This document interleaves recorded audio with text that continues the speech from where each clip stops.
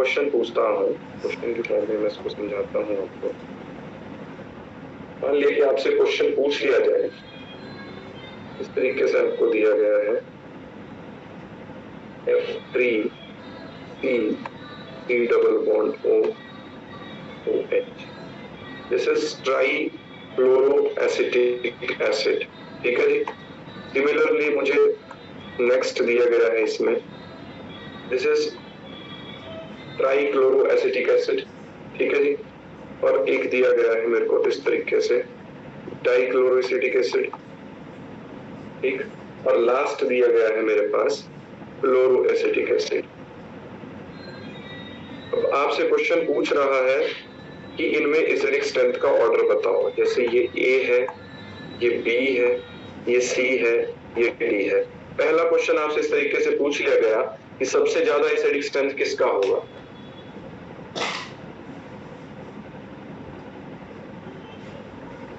सबसे ज्यादा acidic strength किसका होगा जी?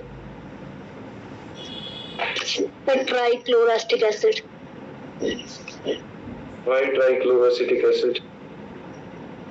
Because फ्लोरीन ज्यादा इलेक्ट्रोनेगेटिव और इसमें 3 फ्लोराइड ग्रुप लगे हैं तो वो उसको अट्रैक्ट करेंगे अपनी तरफ को। कोई और आंसर जी? देखो, आपने एक चीज ध्यान रखनी कि देखो यहाँ पर भी कितने विड्रॉइंग ग्रुप लगे हैं। अगर आप इसको इस तरीके से देखोगे ना, देखो ये कार्बन है, इस कार्बन के साथ 3 फ्लोरीन्स लगी हुई हैं और यहाँ पर है C डबल बॉन्ड O और OH। This is trifluoroacetic acid. जो फर्स्ट कंपाउंड है आपका वो कुछ इस तरीके से है ना। तो अब आपको दिख तो रहा है कि इसमें कौन सा प्रोटॉन एसिडिक है। ये वाला प्रोटॉन एसिडिक है। दिस प्रोटॉन इज एसिडिक, है ना। तो ये प्रोटॉन अगर एसिडिक है तो जब मैं इस प्रोटॉन को यहां से रिमूव कर दूंगा जी, तो ये कुछ इस तरीके से दिखाई देगा।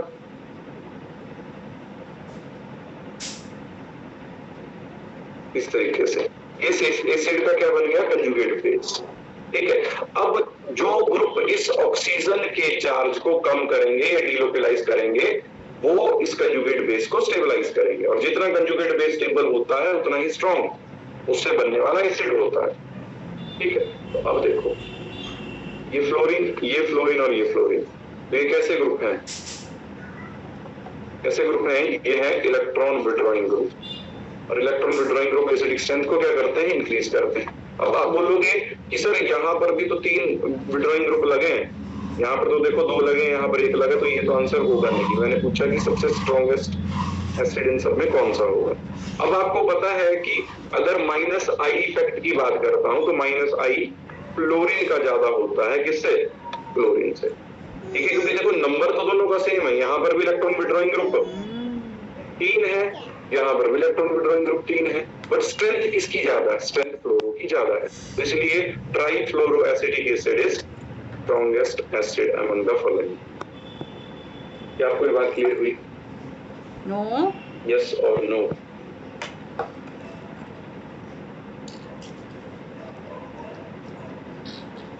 ये सर फ्लोरीन की एसिडिक स्ट्रेंथ जो है वो ज्यादा है क्लोरीन से।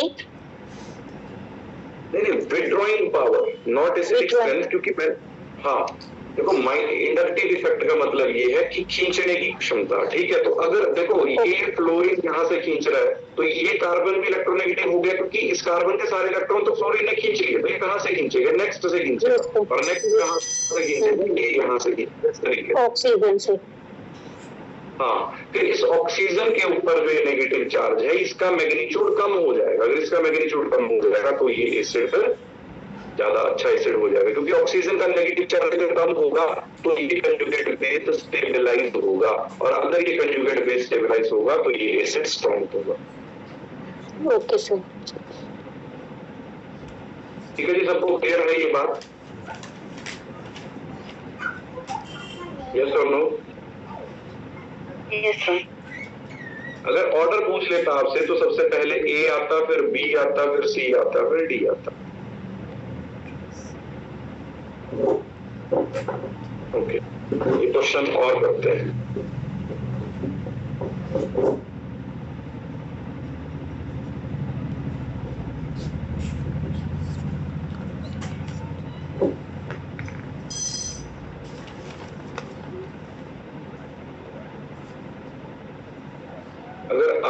पूछ लिया जाए ये जो मैंने आपको 3 एसिड दिए हैं इसमें सबसे स्ट्रॉन्ग एसिड कौन सा है, बताओ। Sir last one. बिल्कुल सही बात है जी, last one is strongest among the following. Why? Because presence of electron withdrawing group on the phenyl ring of an, you can say, aromatic carboxylic acid increases their acidic strength, जबकि electron donating group acidic strength को क्या करेगा, decrease करेगा। तो NO2 group कैसा है, मैंने आपको पहले भी बताया था ये NO2 का इंडक्टिव भी माइनस है और रेजोनेंस भी माइनस है, ये मेसोमेरिक भी माइनस है इसका। तो ये कैसा ग्रुप हो गया, इलेक्ट्रॉन विड्रॉइंग ग्रुप हो गया है। और electron withdrawing group acidic strength को क्या करते हैं, इंक्रीज करते हैं। यहाँ पर ऐसा कोई ग्रुप नहीं है। यहाँ पर ये ग्रुप कैसा है, यहाँ पर लोन पेयर है तो इसका इफेक्ट कैसा है, +R। ये रिंग को इलेक्ट्रॉन देगा, ये रिंग से इलेक्ट्रॉन निकालेगा, तो ये तो सबसे लास्ट में आएगा, तो ऑर्डर ये रहने वाला है। क्लियर है सबको या नहीं? यस। अगर ये सबको क्लियर है तो एक क्वेश्चन दे रहा हूं, उसको आप अपने आप करना है ना। क्वेश्चन इज, आपने एसिडिक स्ट्रेंथ बतानी है मेरे को ऑर्डर में। जैसे first compound phenol, second,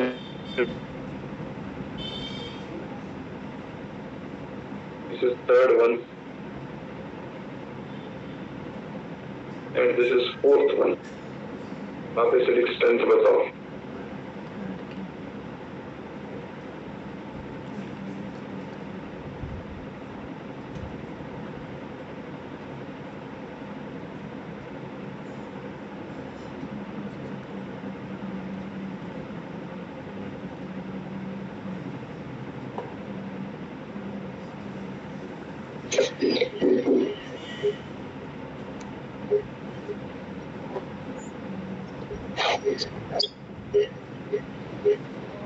third one की 1 2 3 4 फोर्थ की आएगी, फोर्थ सबसे ज्यादा होगा, उसके बाद जो होगा third.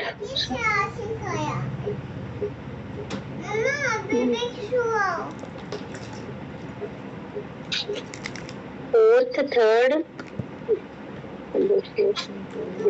Second, number 1 and then number 2। और ऑर्डर कुछ और आंसर लगता हो? सर थर्ड में कंफ्यूज है क्योंकि उसमें इलेक्ट्रॉन रिलीजिंग ग्रुप लगा हुआ है। ओके, मैं सारा क्लियर करता हूँ। देखो मैंने आपको एक चीज पहले ही बताई थी कि carboxylic acids are more acidic than phenol और अल्कोहल। जैम के साथ जैसा मर्जी ग्रुप लगा है, ठीक है। कार्बोक्सिलिक एसिड की एसिडिक स्ट्रेंथ ऑलवेज अल्कोहल या फिनोल से ज्यादा ही होती है, ठीक है। अब देखो 3 और 4 में डिसाइड करते हैं पहले। यहाँ पर लगा विड्रॉइंग ग्रुप, यहाँ पर विड्रॉइंग ग्रुप नहीं लगा, यहाँ पर ये सारा ग्रुप कैसा इलेक्ट्रॉन डोनेटिंग ग्रुप है, तो मतलब सबसे ज्यादा एसिडिक स्ट्रेंथ होगी 4 की, 4 के बाद आएगा। ये तो उनके ग्रुप देखेगा आपको, फिर ये तो बताता हूँ।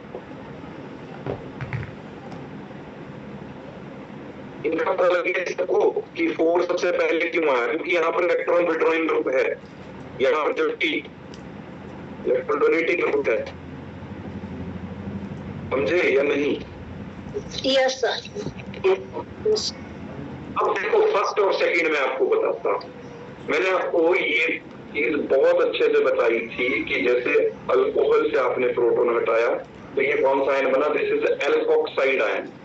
और जब फिनोल से प्रोटॉन हटाया तो ये कौन सा आयन बना था, फिनॉक्साइड आयन। और ये बात भी बहुत अच्छे से बताई थी कि ये जो नेगेटिव चार्ज होता है एल्कोक्साइड आयन का, it is localized, it is fixed, ठीक है। जबकि ये जो नेगेटिव चार्ज होता है फिनॉक्साइड आयन का, ये क्या होता है, delocalised, it is not fixed, it is in conjugation with this benzene ring, तो इसके रेजोनेटिंग स्ट्रक्चर ज्यादा बनते हैं। रेजोनेटिंग फैक्टर ज्यादा बनने का मतलब कि नेगेटिव चार्ज ज्यादा डिस्पर्स होगा, तो मतलब ये फिनोक्साइड आयन एल्कोक्साइड आयन के कंपैरिजन में ज्यादा स्टेबल होगा, तो मतलब phenol is more acidic then ethanol. ठीक है, तो ऑर्डर आएगा 4321 सॉरी है ना, 4321 क्योंकि फिनोल दूसरे पे है ना, अल्कोहल सबसे लास्ट में आएगा। तो दिस इज द ऑर्डर। ये बात मैंने आपको पहले बताई थी बट आपने याद नहीं रखी किसी ने भी।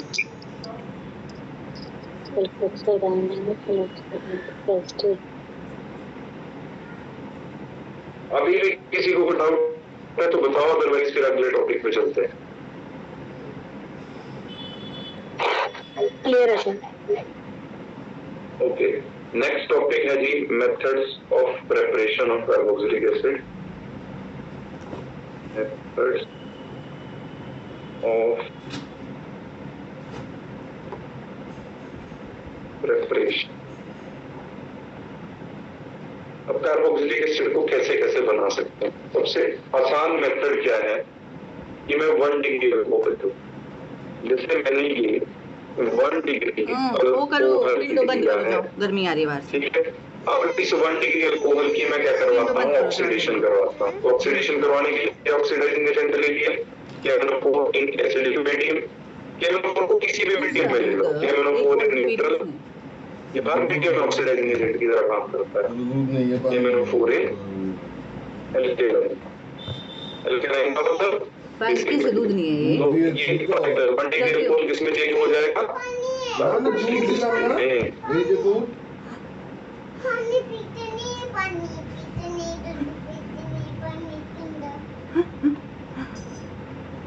इसके सामने नहीं बोला करो कुछ भी। क्या नेक्स्ट एक रिएजेंट और होता है जिसको बोलते हैं जोन्स रिएजेंट। कई बार आपसे ये क्वेश्चन भी डायरेक्टली पेपर में पूछा जा सकता है, व्हाट इज जोन्स रिएजेंट? तो जोन्स रिएजेंट किसको बोलते हैं जी? TrO3 और H2SO4 के मिक्सचर को जोन्स रिएजेंट बोलते हैं। क्रोमियम ऑक्साइड और सल्फ्यूरिक एसिड। अब ये भी क्या करता है, ये भी ऑक्सीडाइजिंग एजेंट की तरह काम करता है। ये भी 1 डिग्री अल्कोहल को किसमें चेंज कर देता है? आपको ये बात क्लियर थी सबको? यस और नो? कान तो पापा के पकड़ो आप। मेरे को तेरे पापा के कान पकड़ने हैं। Yes sir.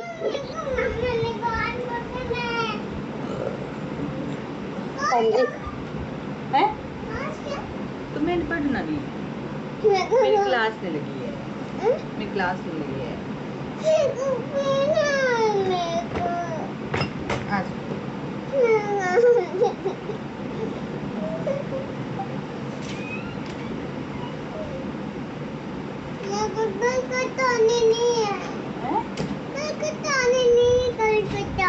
कलकत्ता में ही है तू? ट्रेन घर जाना है, कलकत्ता नहीं जाना है। आज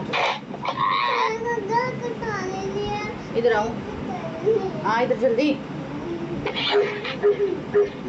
सर आपकी ऑडियो वीडियो कुछ भी नहीं दिख रहा है।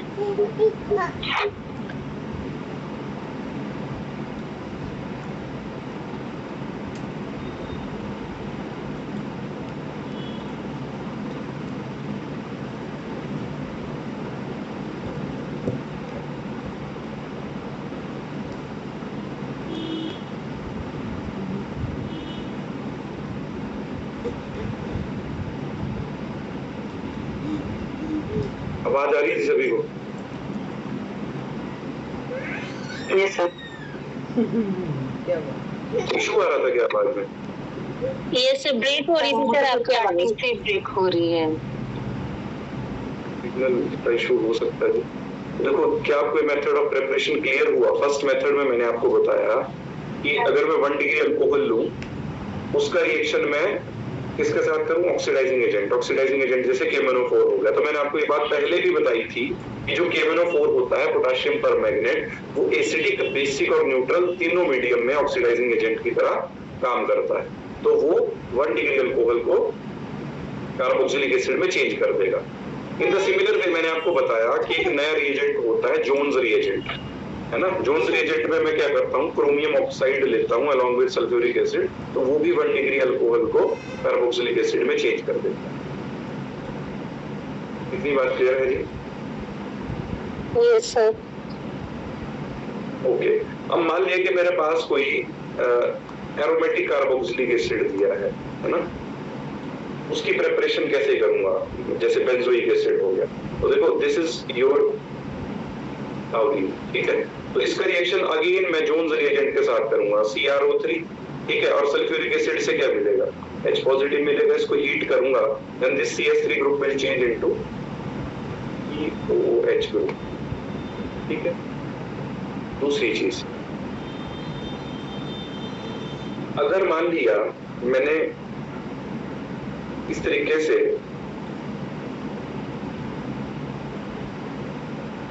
इथाइल बेंजीन लिया है, ठीक है, और इसका रिएक्शन मैं किसके साथ करता हूं, KMnO4 के साथ करता हूं, followed by hydrolysis, followed by hydrolysis. तो ध्यान रखना कि यहाँ पर अगर मैं 1 कार्बन का एल्केन लेता हूं, 2 कार्बन का, 3 कार्बन का, कोई भी एल्काइल ग्रुप यहाँ पर लगाता हूं, तो ये प्रोडक्ट क्या बनने वाला है, ऑलवेज बेंजोइक एसिड बनने वाला है, ठीक है। चाहे मैं इसके प्लेस पे चाहे मैं ये CH3 लूं, तब भी प्रोडक्ट यही बनेगा। अगर इसके प्लेस पे कुछ भी लेता हूं, ठीक है, CH3 आइसोप्रोपाइल बेंजीन या क्यूमीन लेता हूं, तब भी प्रोडक्ट यही बनने वाला है ऑलवेज।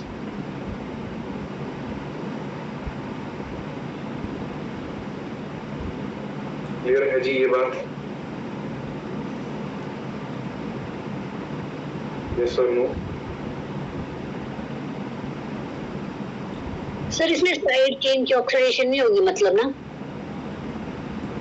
की ऑक्सीडेशन नहीं होगी जी, क्या बोल रहे हैं, किससे बोल रहे हैं? अगर ना CH2 CH3 साइड चेन में नहीं हो रही है, मतलब कि कंप्लीट कार्बोक्सिलिक में चेंज हो रहा है। हाँ, मतलब ये सारी चेन जो है वो COH ग्रुप में ही चेंज हो रही है, चाहे वो इररिस्पेक्टिव ऑफ द चेन, चाहे कार्बन की है, 2 कार्बन की, 3 कार्बन की है ना, किसी भी तरीके से, मतलब जो भी चेन है वो COH में चेंज हो रही है, बस इतना से याद है, ठीक है जी। नेक्स्ट मेथड है फ्रॉम ग्रिग्नार्ड रिएजेंट।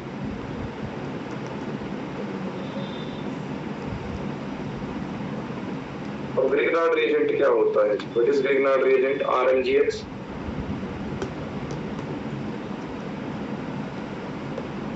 ठीक है। अब सबसे पहले मैं ग्रिग्नार्ड रिएजेंट का रिएक्शन करवा रहा हूँ CO2 के साथ, ध्यान से देखना। This is CO2, this is partial positive, this is partial negative, this is partial negative, ये चार्जेस आपको ऑलरेडी पता है, ठीक है। तो ये R नेगेटिव यहाँ अटैक करेगा, ये O नेगेटिव इस तरीके से चला जाएगा, ठीक है। तो यहाँ पर क्या बनेगा, जरा ध्यान से देखना, P डबल बॉन्ड O, ये वाला लिखा मैंने, ठीक है ना। एक R इसके साथ जुड़ गया जिसने अटैक किया, ठीक है। इसका O नेगेटिव बन गया ये पहले से, और इसका पॉजिटिव काउंटर पार्ट ऐसे जुड़ गया MgX पॉजिटिव। सबको इतनी बात समझ में आई, ये कैसे लिखा मैंने? यस और नो? Yes sir. अगले स्टेप में हाइड्रोलिसिस हुई। हाइड्रोलिसिस का मतलब break down by using water. तो देखो जब मैं इस बॉन्ड को वाटर डाल के तोड़ूंगा, तो वाटर में 2 पार्ट, H पॉजिटिव और OH नेगेटिव, ठीक है। तो इसके ऊपर नेगेटिव है उसको पॉजिटिव मिला, जिसके ऊपर पॉजिटिव है उसको नेगेटिव मिला, ये बॉन्ड टूट गया। तो ये क्या बन गया, क्या बना जी, ये बताओ? R E double bond O और OH इस carboxylic acid along with MgX। ये तो साइड प्रोडक्ट है, but this is the main product.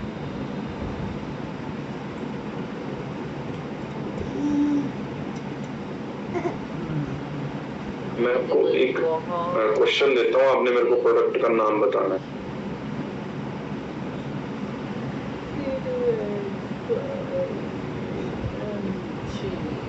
Same mechanism पे बेस्ड है रिएक्शन। आपने मुझे फाइनल प्रोडक्ट का नाम बताना, यहाँ पे जो फाइनल प्रोडक्ट बनेगा वो क्या बने, बताओ जी, कोशिश करो सर।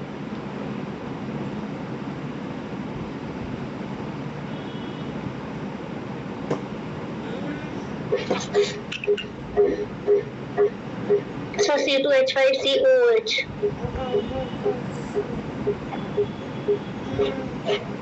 बिल्कुल सही बात है।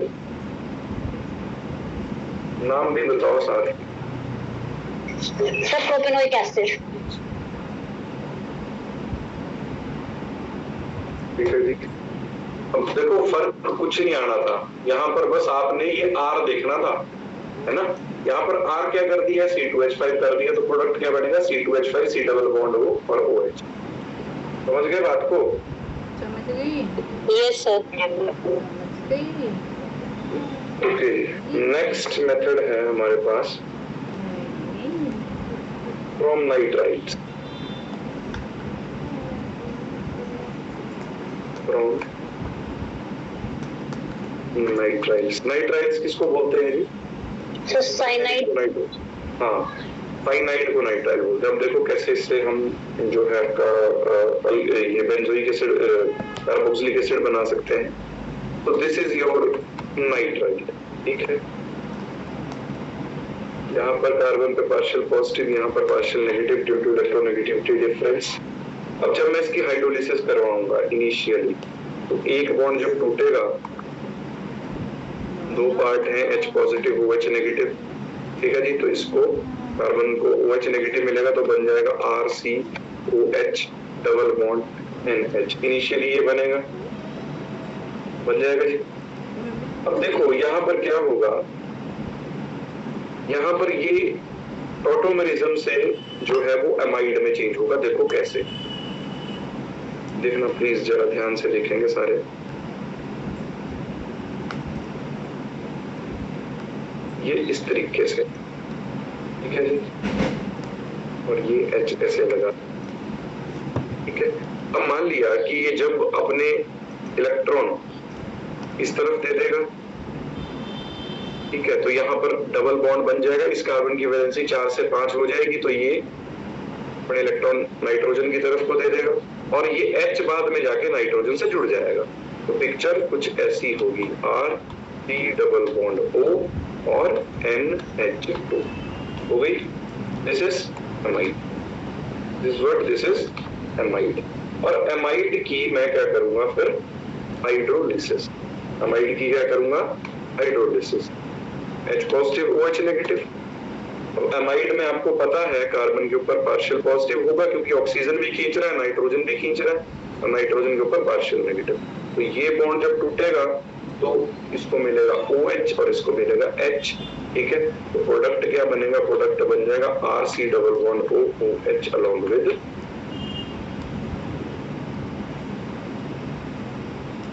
क्या आपको बात समझ में आई या नहीं?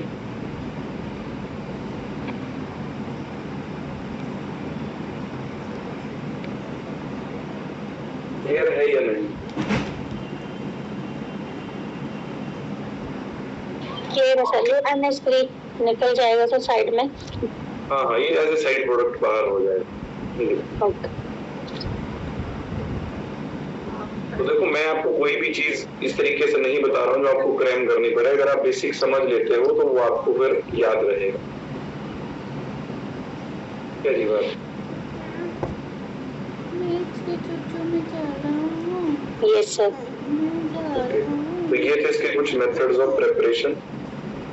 आगे इसमें इसकी कुछ केमिकल रिएक्शंस हैं, जैसे रिडक्शन हो गया, तो वो सब आपको बता देता हूँ, फिर ये चैप्टर हमारा आज खत्म हो गया। ठीक है, तो नेक्स्ट है हमारे पास कार्बोक्सिलिक एसिड के केमिकल रिएक्शन।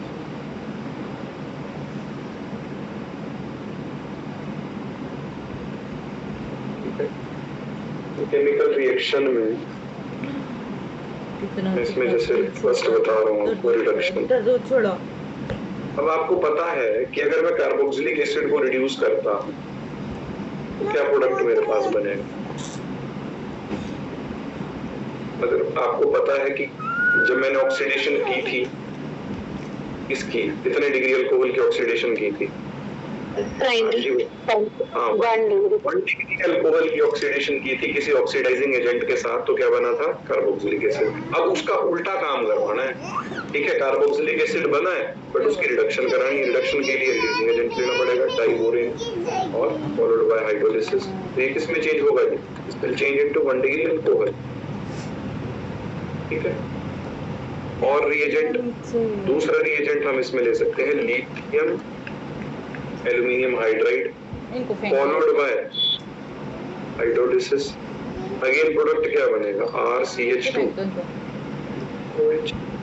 बट एक चीज ध्यान रखना कि एक रिड्यूसिंग एजेंट होता है सोडियम बोरोहाइड्राइड NaBH4, वो कार्बोक्सिल ग्रुप को रिड्यूस नहीं कर पाता क्योंकि वो इतना स्ट्रॉन्ग रिड्यूसिंग एजेंट नहीं है। समझ गया आप बात को? क्या आपको ये बात समझ में आई? ठीक है, तो या डाइबोरेन के साथ इसकी मैं रिडक्शन कराऊं या लिथियम एल्यूमिनियम के साथ इसकी रिडक्शन कराऊं, जबकि सोडियम बोरोहाइड्राइड जो है वो कार्बोक्सिलिक ग्रुप को रिड्यूस नहीं कर पाता है। ठीक है, इतनी बात समझ गए सारे?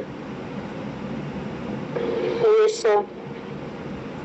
ओके, अब दूसरे तरह के रिएक्शन ये कौन से देता है?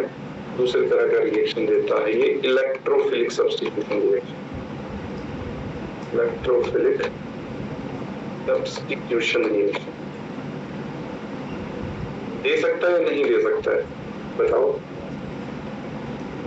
मान लिया कि मैंने रिंग के साथ COH ग्रुप लगाया। अब COH ग्रुप कैसा ग्रुप है मेरे को आप बताएं।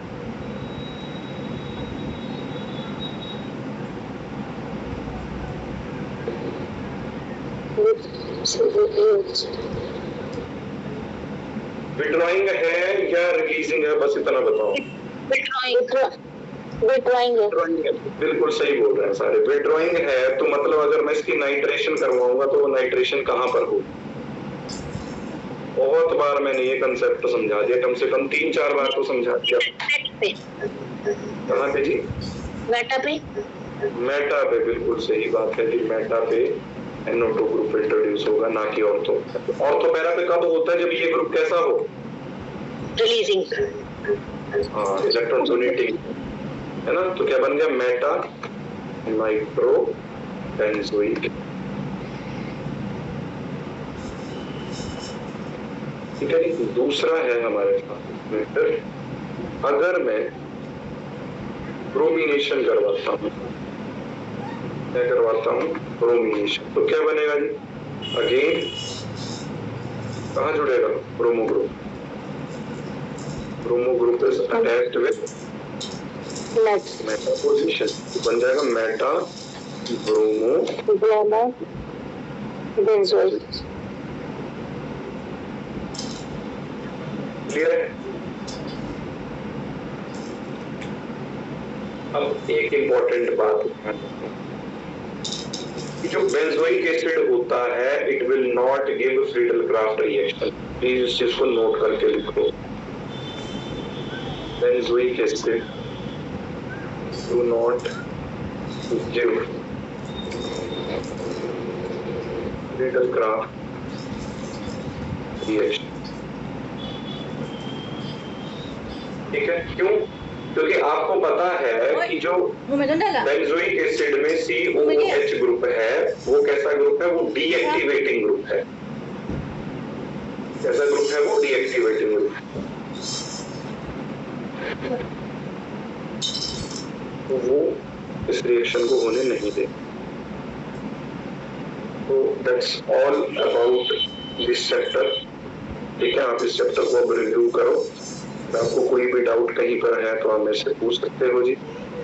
सर मेरे को ना एक क्वेश्चन में डाउट है। आपने पीछे एल्डोल और कैनिजेरो करवाई थी, तो उसमें आपने अल्फा उस कार्बन को माना था जिसके साथ कोई मतलब ग्रुप या सब्स्टिट्यूएंट लगा था, लेकिन जब आपने बीटा एलिमिनेशन रिएक्शन करवाई है तो उसमें तो उसके जिसके साथ ग्रुप लगा सब्स्टिट्यूएंट उसको अल्फा माना, तो हमें कैसे पता चलेगा कौन अल्फा है? कब कैसे? मतलब आप ये बोल रहे हैं जी कि देखो वो वहां पर ना जो एलिमिनेशन वाला है, देखो अल्डोल तो जैसे ये है, इसके साथ वाले कार्बन को मैं अल्फा कार्बन बोल रहा हूँ, ठीक है, और ये जो हाइड्रोजन है वो अल्फा हाइड्रोजन, ठीक है। बट आप ये चीज भी तो देखो कि वो बात मैंने आपको हेलोल्केन हेलोएरिन में बताई है, और एल्डोल के लिए मैंने आपको कंडीशन बताई है कि एल्डोल कंडेंसेशन वो एल्डिहाइड या कीटोन देंगे। तो यहाँ पर मैं स्पेसिफाई कर रहा हूँ एल्डिहाइड और कीटोन, वो भी कौन से, जिनमें अल्फा हाइड्रोजन हो। वहां पर एल्डिहाइड कीटोन नहीं है जो आप वो बोल रहे हो ना, बीटा एलिमिनेशन, वहां पर अल्काइल हैलाइड है। बट सर जैसे अगर जर्नल की बात करूं, अगर मैं इसकी बात नहीं करूं तो अल्फा किसको मानते हैं, उससे जो जिसके साथ ग्रुप लगा होता है उसको मानते हैं, उससे नेक्स्ट वाली को मानते हैं। अगर मैं जैसे इस एल्डोल को नहीं, position next to functional group is alpha, वो वहां पर फंक्शनल ग्रुप नहीं है जी। Fluoro is not a functional group. Functional group वो सब्स्टिट्यूएंट है, आप वो बात समझो, वहां पे वो सब्स्टिट्यूएंट है, वो फंक्शनल ग्रुप वहां पे नहीं है, जबकि ये यहाँ पर फंक्शनल ग्रुप है। Okay sir. तो आपको पता है ना, fluoro chloro bromo iodo methyl ethyl propyl methoxy ethoxy, ये सारे के सारे एज ए सब्स्टिट्यूएंट यूज होते हैं, these are not functional. Okay sir, clear हुआ हो? हाँ जी सर।